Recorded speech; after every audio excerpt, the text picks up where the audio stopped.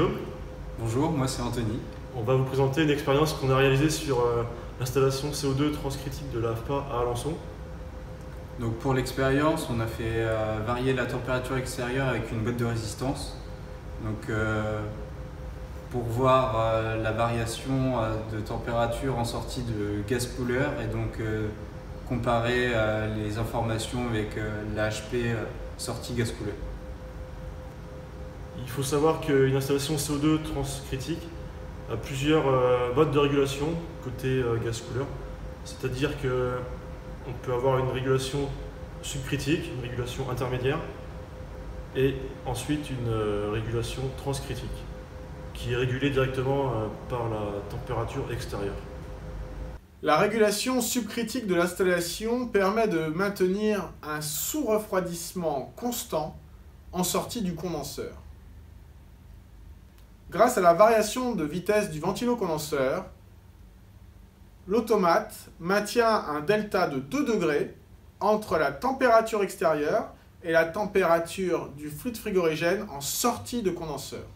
La vanne de détente placée en sortie de condenseur maintient à elle un delta de 3 degrés sur notre installation entre la température du fluide frigorigène en sortie de condenseur et la température de condensation. Ce delta T correspond au sous-refroidissement que nous souhaitons obtenir. Guillaume et Anthony ont donc réalisé une expérience pour vérifier que les paramètres que nous avons étudiés correspondent bien à la réalité. Ils ont donc branché leur boîte de résistance pour obtenir une température extérieure de 14 degrés. Nous constatons alors que la pression dans le condenseur est de 55 bars, ce qui correspond approximativement à une température de condensation de 19 degrés. La température en sortie de gas cooler est bien de 16 degrés, ce qui correspond à un sous-refroidissement de 3 degrés. Donc ils ont donc pu vérifier les paramètres de la régulation subcritique. Nous avons ensuite la régulation qui est dite intermédiaire entre la zone subcritique et la zone transcritique. Pour réaliser leur expérience, Guillaume et Anthony ont tracé sur le diagramme enthalpique le point B et le point C qui correspondent à la zone intermédiaire.